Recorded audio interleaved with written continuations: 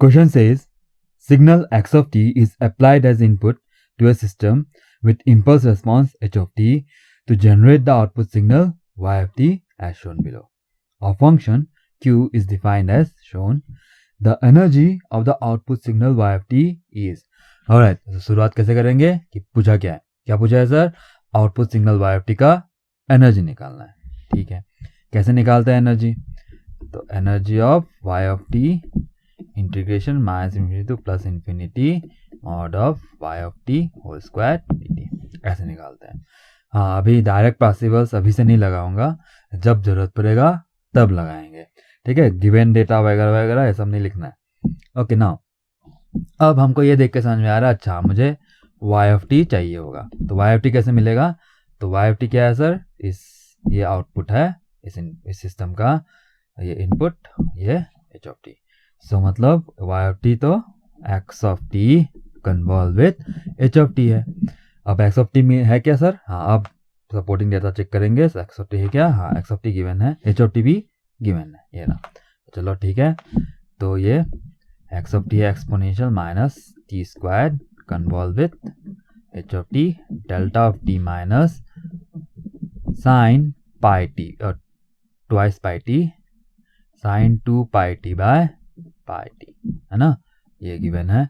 और अब एक चालाक बच्चा इसको देखते ही पहचान गया होगा, क्या है ये, एक लो पास फिल्टर का इंपल्स रिस्पॉन्स है, ये लो पास फिल्टर है. ठीक है, अगर मैं एक बात करूँ तो इसके बारे में, तो ये अगर sine a t by t होता है तो इसका फूरियर ट्रांसफॉर्म का फिगर एक रेक्टेंगुलर फंक्शन होता है जो ऐसा दिखता है, कहाँ से कहाँ तक, ये ए है तो ए बाई 2 नहीं, ध्यान देना, ये ओमेगा डोमेन, ये इसका फूरियर ट्रांसफॉर्म.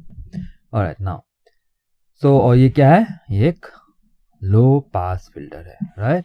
तो इसको देखते ही हमको समझना है कि ये लो पास फिल्टर है. बाय द वे हम लोग के क्वेश्चन में ये ट्वाइस पाई है, तो ये भी ट्वाइस पाई होगा, ये 2 पाई टी, तो ये कहाँ से कहाँ जाएगा, -2 पाई से +2 पाई तक.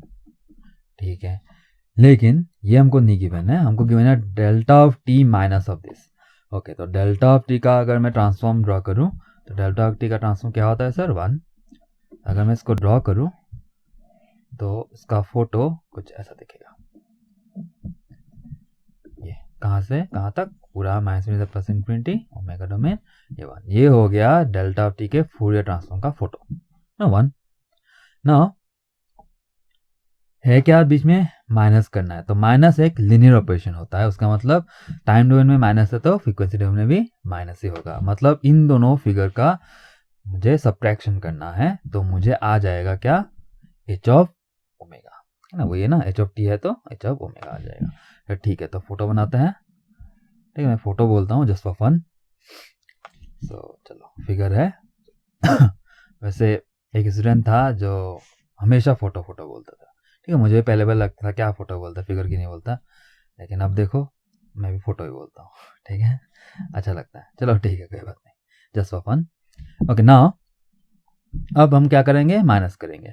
तो -2 पाई से +2 पाई, -2 पाई से +2 पाई, दोनों का वैल्यू 1 है, ये भी 1 ये भी 1, तो 1 - 1 0. और बाकी 2 पाई से आगे और -2 पाई से इस तरफ, ये 1 ये 0, तो 0 - 1 इज 1. तो इसका फोटो ऐसा बन गया. ये क्या है, ये एच ऑफ ओमेगा है, ये एच ऑफ ओमेगा फोटो बन गया. ठीक है, अब अगर ध्यान से देखो ये क्या है, अगर वो लो पास फिल्टर है तो ये हाई पास फिल्टर है ना, एग्री ना. अब से आप हमेशा इसको देखते ही आइडेंटिफाई करोगे, हाँ ये एक हाई पास फिल्टर है, ये एक हाई पास फिल्टर, ये एक लो पास फिल्टर का इंपल्स रिस्पॉन्स है, और ये के हाई पास फिल्टर का इंपल्स रिस्पॉन्स है. ठीक है, ओके. हाँ, अब हम आगे बढ़ेंगे. अगर मैं टाइम डोमेन में कंटिन्यू करना चाहूँ तो ये एक्सपोनेंशियल के साथ डेल्टा कन्वॉल्व होगा, कर लेंगे. और फिर दूसरा term exponential t minus T square के साथ इस फंक्शन को कन्वॉल्व करना पड़ेगा अगर मैं टाइम डोमेन में कंटिन्यू करूँ. हाँ, एक बात ध्यान रखना, बच्चे यूजुअली सिंगल्स का क्वेश्चन देखते डायरेक्ट बिना सोचे समझे डायरेक्ट जंप मारते हैं फ्रीक्वेंसी डोमेन में। तो मैं आपको बता दूं कि गेट में आजकल ऐसे क्वेश्चन आ रहे हैं कि टाइम डोमेन में ज़्यादा सिंपल है और फ्रीक्वेंसी डोमेन में थोड़ा सा टफ बन जाता है। तो बच्चा एग्जाम में जाता है डायरेक्ट, आदत से मजबूर डायरेक्ट ट्रांसफॉर्म मारता है, फिर दिक्कत हो जाती है, काफ़ी टाइम चला जाता है, फिर छोड़ के आ जाता है। क्वेश्चन तो छोड़ा ही छोड़ा, 15 मिनट और ऐसे गए, फिर आके बाद में जब सोल्यूशन देखता है तो उसको लगता है कि अरे बाप रे, ये तो टाइम डोमेन में करता तो कितना आसान होता, मैं क्यों चला गया था। ठीक है, ये सब वहाँ में उस दिन चेंज नहीं होगा। ठीक है, आप आज जो कर रहे हो वही जाके वहाँ में होगा। नहीं, वहाँ में अलग तरीके से कोई फ्लैश नहीं आएगा कि ये कुछ और करता हूँ आज, ऐसा नहीं। जो अब कर रहे हो वही होने वाला है वहाँ उस दिन भी। तो अपने आदतें एकदम करेक्ट करो। क्या है, जब ज़रूरत तब करना है। ठीक है, अब मैंने देखा है कि हमको अब ज़रूरत महसूस हो रहा है ना, इसको ये और इसको मैं अगर कन्वॉल्व करना चाहूँ तो दिक्कतों का सामना होगा। नहीं, ऐसा नहीं बोल रहा कि नहीं होगा, लेकिन हाँ, दिक्कतों का सामना होगा। तो हम लोग क्या करेंगे, दिक्कतों का सामना नहीं करेंगे, ऑल्टरनेटिव वे लेंगे जो इजी होगा। Right, okay. सो हम अब करेंगे हम लोग ट्रांसफॉर्म, जब ज़रूरत तब करना है। ठीक है, अननेसेसरी काम, एक भी स्टेप अननेसेसरी बिल्कुल भी नहीं। ऑलराइट, नाउ अब ट्रांसफॉर्म कर देंगे तो y ऑफ ओमेगा आ जाएगा x of omega multiplied with h of omega. Right, तो h ऑफ ओमेगा का फोटो हम लोग बना चुके हैं, जो एक हाई पास फिल्टर है। ओके, सो एक बात हमेशा याद रखना, सिग्नल्स में अगर फिल्टर के पास थ्रू पास कर रहे हो, अंदर इसका इम्पल्स रिस्पॉन्स है, low pass filter, high pass filter, कैसा भी फिल्टर हो, तो आपको क्वेश्चन फोटो वाइज सॉल्व करना है। फोटो वाइज मतलब अब एच ओमेगा का फोटो बन गया आपका, अगर लो पास होता, हाई पास होता, बैंड पास होता, कोई भी हो, हम लोग क्वेश्चन फोटो वाइज बनाएंगे। कम्युनिकेशन में ये बहुत काम का है, सिग्नल्स में तो है ही है। तो उसका मतलब मैं क्या बोल रहा हूँ, एच ओमेगा तो फोटो मिल चुका है, हमको एक्स ओमेगा का फोटो निकालना है। ठीक है, तो पहले तो एक्स ओमेगा निकालते हैं।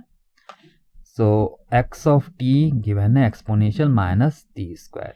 अगर एक बार को हम देखें तो ये क्या है, एक गॉसियन फंक्शन है। तो गॉसियन फंक्शन है तो क्या खासियत है इसका, बहुत सारे खासियत है।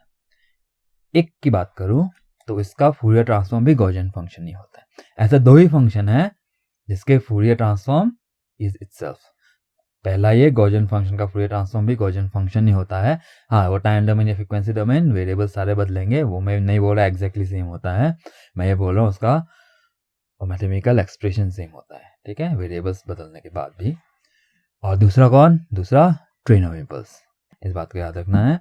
ओके, चलो ठीक है। अब गॉसियन फंक्शन है तो इसका प्लॉट ऐसा देखिएगा। अगर जो बच्चे कंफ्यूज कर रहे हैं सर गॉसियन फंक्शन का तो 1/रूट of twice by sigma square exponential minus x minus mu whole square divided by twice sigma square ऐसा होता है, वो है पीडीएफ। लेकिन जहां भी आप देखो एक्सपोनेंशियल माइनस स्क्वायर, बस वो एक गॉसियन फंक्शन है, भले ही आगे पीछे वो इसका। यहाँ में क्या फर्क है, यहाँ में 1/रूट ओवर ट्वाइस सिग्मा स्क्वायर, जहाँ मैं सिग्मा 1 भी बोल दूँ तो 1/रूट ओवर ट्वाइस पाई, वो मिसिंग है तो क्या हुआ, वो तो वेट है, नहीं है तो 1 है वो, फिर कोई बात नहीं। एक्सप्रेशन को देखो, एक्सपोनेंशियल माइनस टी स्क्वायर है या फिर माइनस एक्स स्क्वायर होगा या फिर माइनस ओमेगा स्क्वायर, जो भी है। ठीक है, इस बात को क्लियर रखो अपने दिमाग में। अब तो इसका फोटो ऐसा बनता है। ठीक है,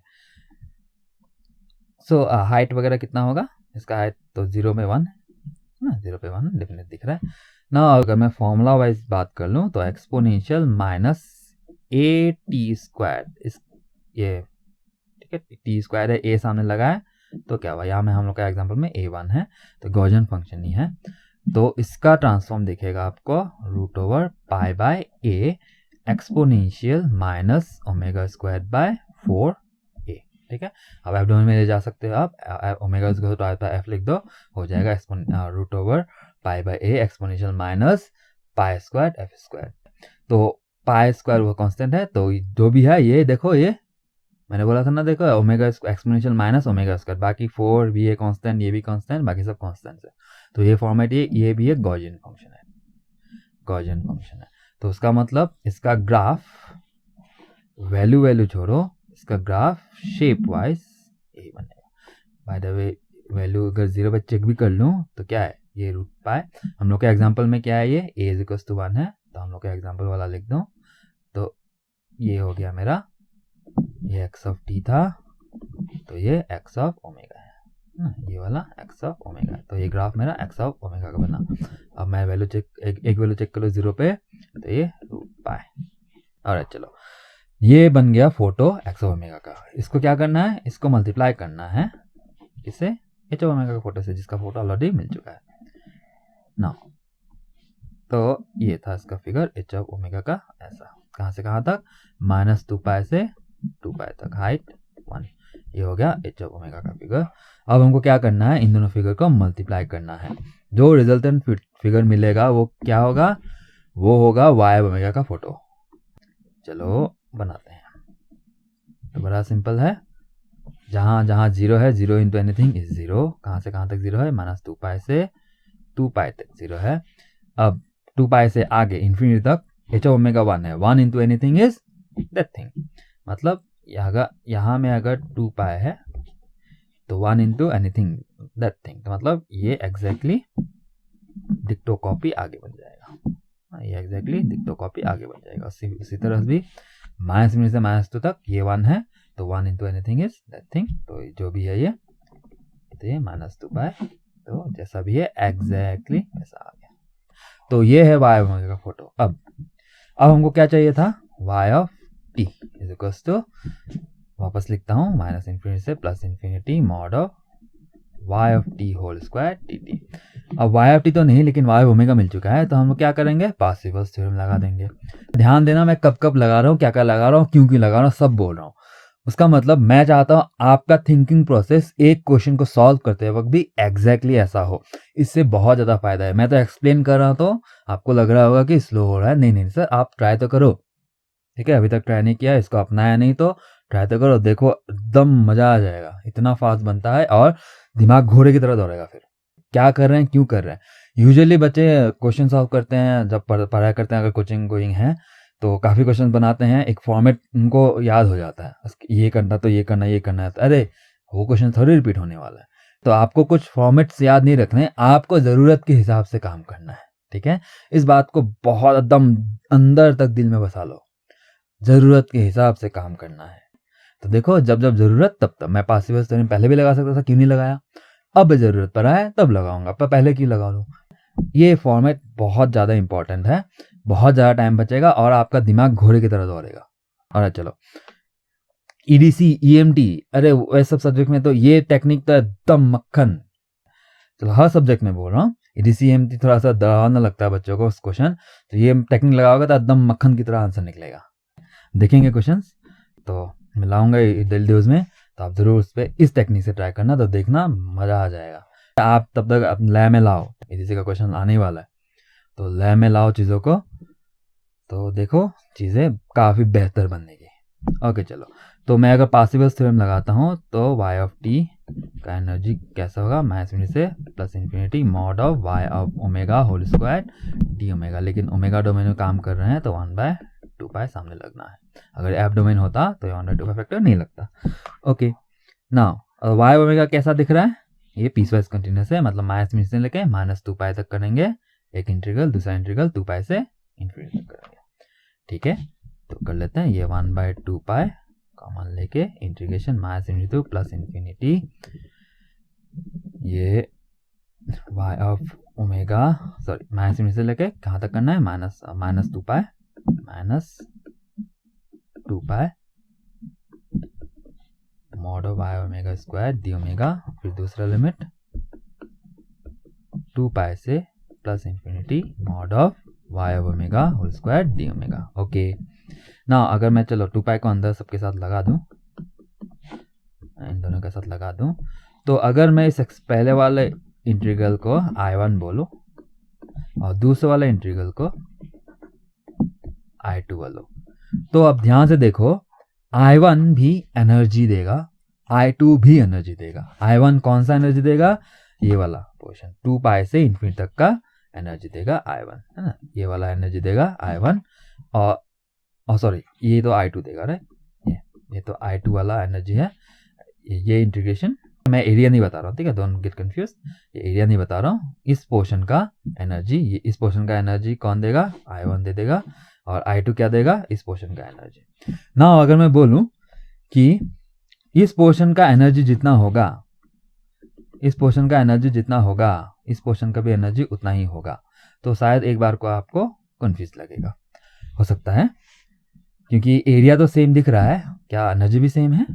इस बात को हम करेंगे चर्चा। अगर आपको थोड़ा सा भी डाउट है इस बारे में तो हम एलाबोरेटली मैं इसको सॉल्व करके दिखाऊंगा कि मत क्या करना है। I1 is equal to I1 का जो वैल्यू आएगा I2 का जो वैल्यू आएगा, अगर सेम सेम आ जाए तो बात प्रूव हो जाएगी कि 2 पाई से इन्फिनिटी तक का जो भी इतना भी एनर्जी है इधर का भी एनर्जी उतना ही है। यूजुअली मोस्टली बच्चों को आइडिया होता है इतना, लेकिन अगर आपको लगता है कि इतना क्लियर नहीं लग रहा ये बात, तो सही नहीं लग रहा, तो कोई बात नहीं, हम करेंगे। अगर ऐसा एक भी बच्चा है तब भी हम करेंगे, ठीक है।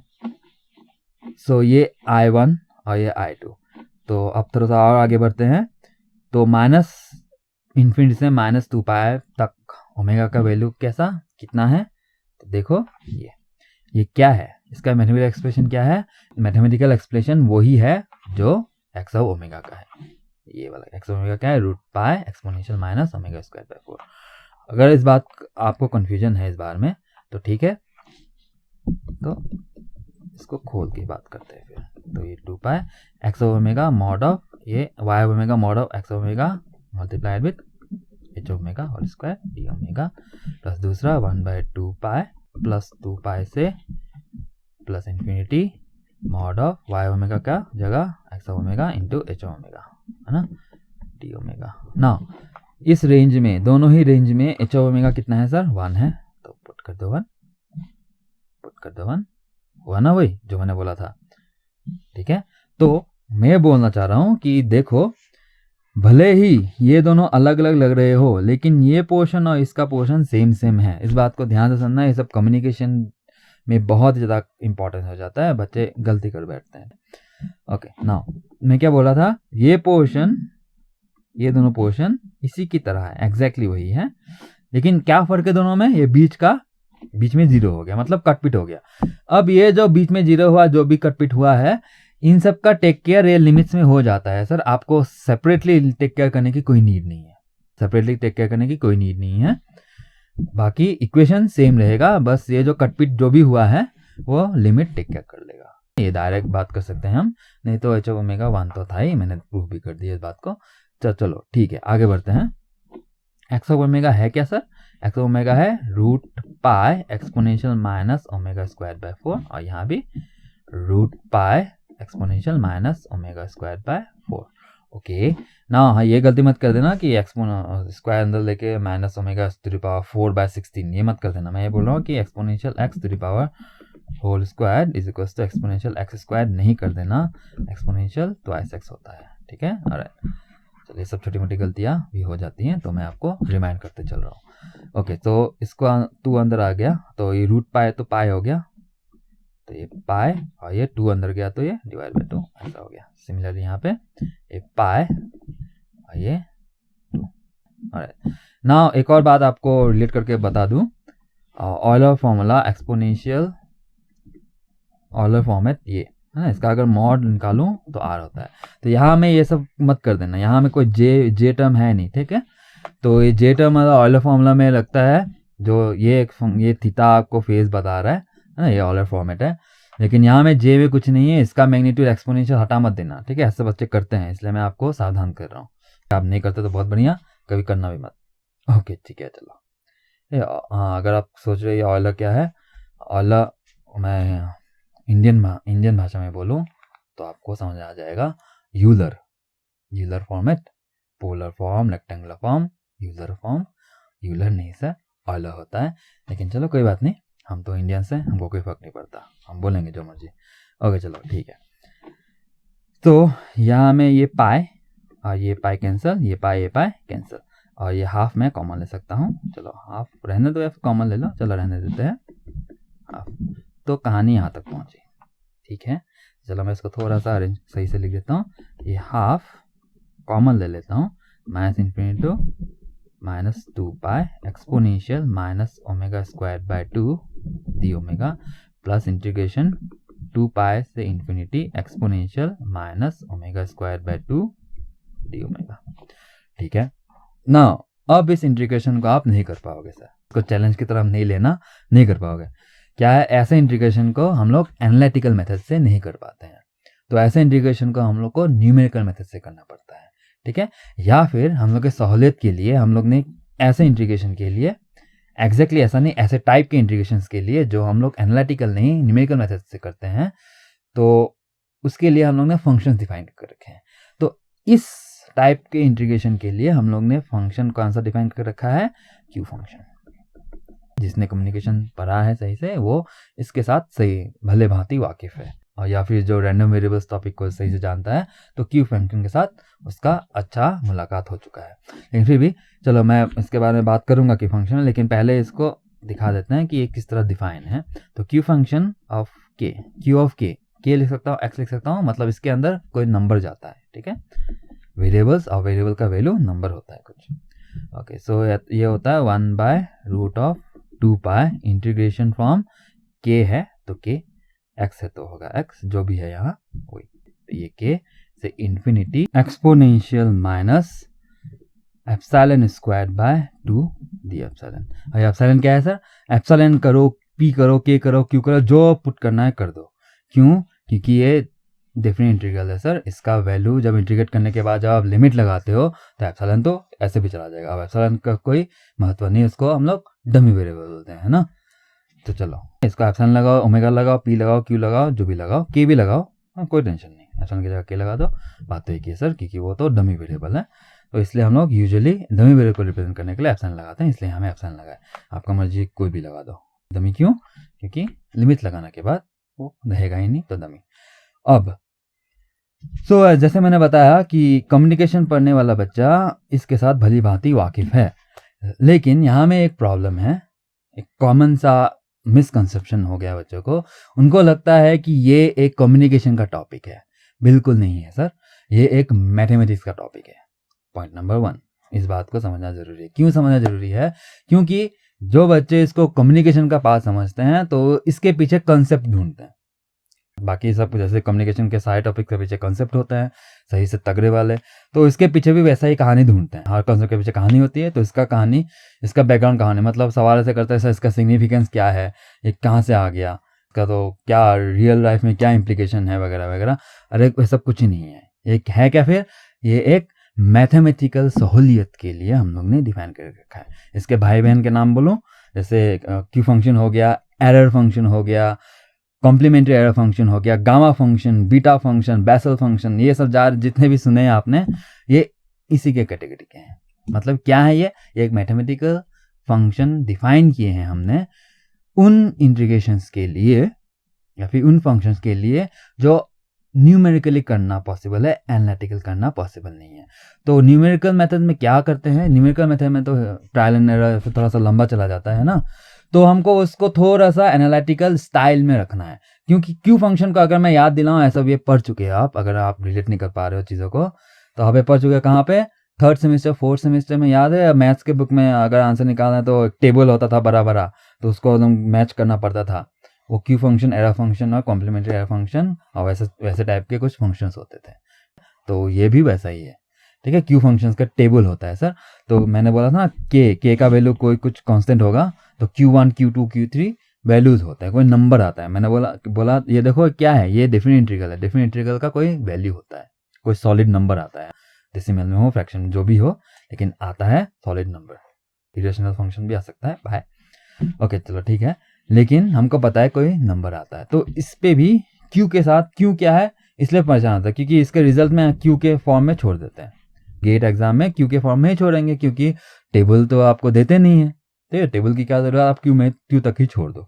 लेकिन आपने ध्यान दिया होगा जब जब गेट में क्वेश्चन पूछा गया है क्यू के रिलेटेड, तो क्यू फंक्शन को डिफाइन किया गया है, जैसे इस क्वेश्चन में मैंने डिफाइन करके रखा है। तो यहाँ में क्यू फंक्शन को मैंने सही से डिफाइन किया है, तो वही है जो मैंने लिखा है, तो डिफाइन करके रखा है, ठीक है ठीक है। तो आपको इस बात को ध्यान देना, ये कम्युनिकेशन का पार्ट नहीं, ये तो मैथमेटिक्स का पार्ट है कितने हजारों सालों से। अरे चलो, सो ये सारे जितने भी नाम लिए आपस में नाम लेता हूँ, Q function, error function, complementary function, gamma function, beta function, Bessel function, ये सब से एक ज़्यादा कॉन्टेक्ट होता है हम लोग का, और भी बहुत सारे हैं, ठीक है। ये सब इस किस लिए डिफाइंड है, इनका काम क्या है, मैथमेटिकल सहूलियत और कुछ नहीं सर। इसको एकदम दिमाग में क्लियर रखो, बच्चे बड़े परेशान रहते हैं इन सब फंक्शन को लेके। एरर फंक्शन आ जाता है तो एकदम दिल नहीं धड़कने लगता है सबका। कोई बड़ी बात नहीं, सिंपल चीज़ें हैं, मैथमेटिकल सहूलियत के लिए हम लोग ने इसको डिफाइन करके रखा है बस। ओके, अब बात यह है कि जो बच्चा इन सब चीज़ों से वाकिफ़ नहीं है, क्यू फंक्शन से वाकिफ़ नहीं है, तो थर्ड फोर्थ सेमेस्टर में ही पढ़ाया जाता है, फिर भी चलो,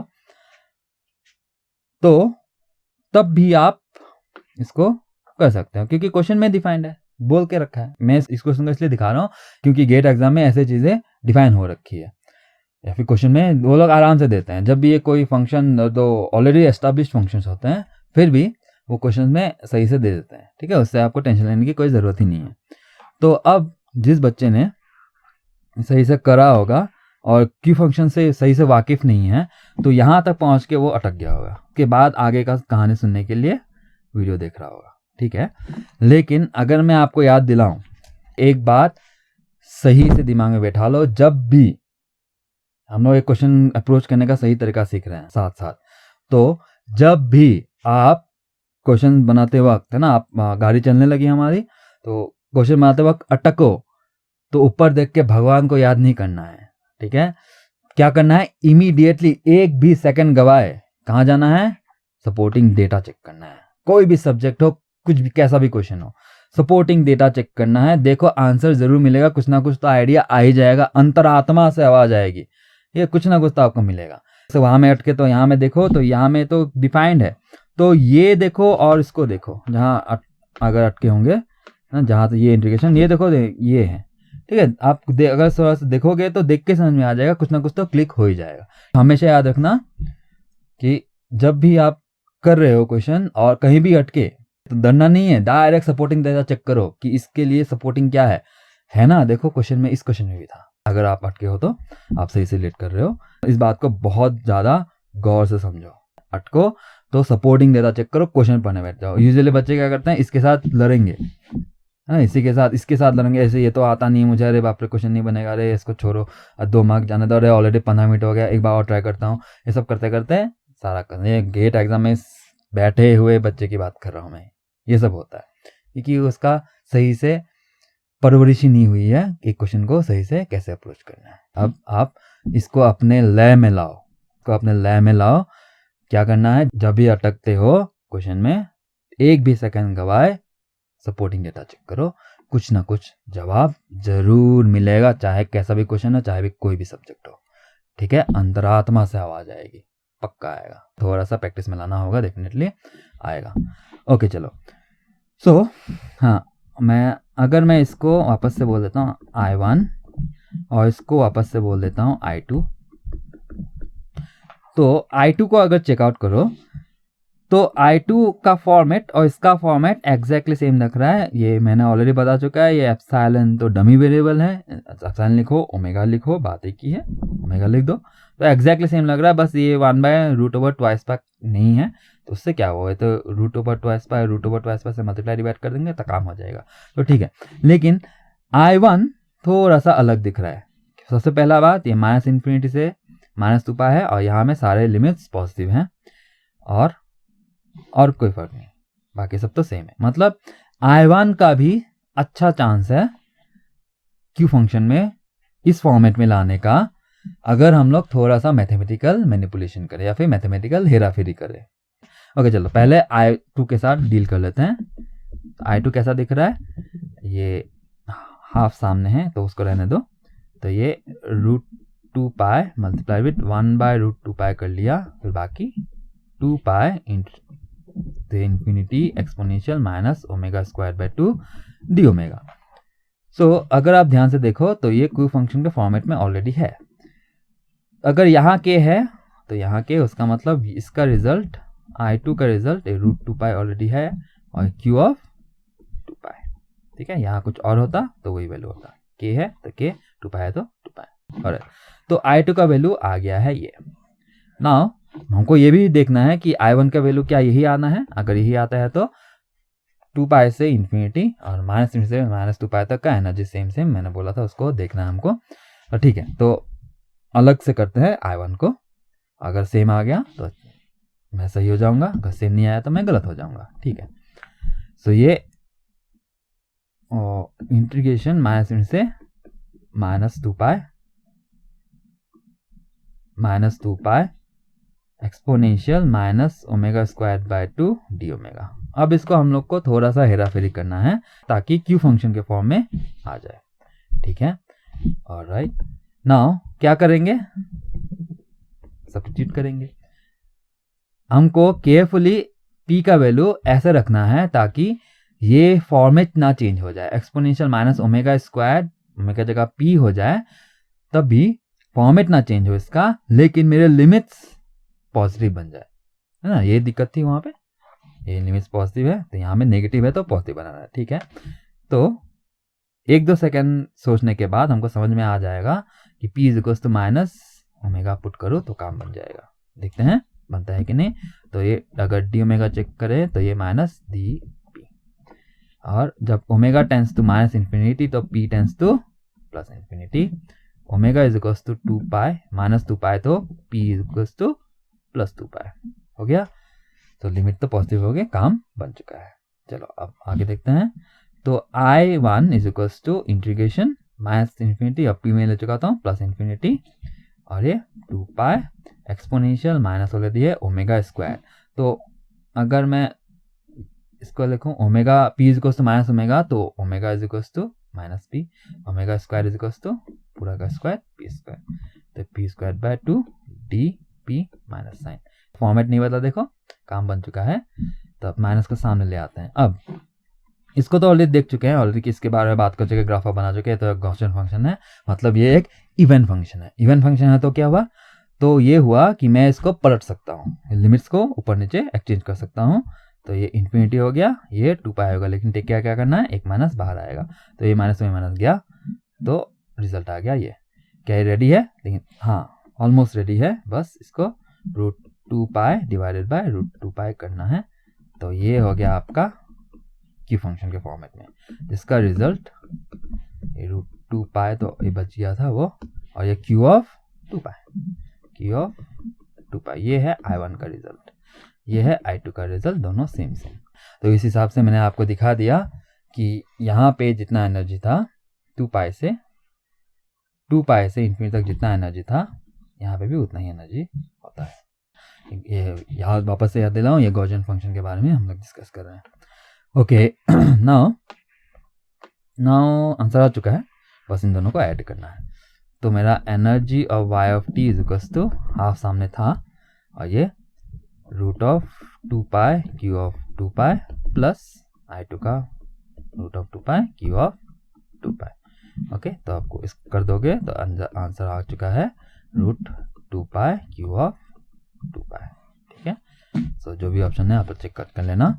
तो इसका सही आंसर यही है। आई होप आपको ये वीडियो काम में आया होगा। तो चलो आप लोग अपना तैयारी जारी रखो। आई होप आपकी तैयारी बहुत बढ़िया चल रही है। तो फिर मिलते हैं नेक्स्ट डोज में। Thank you.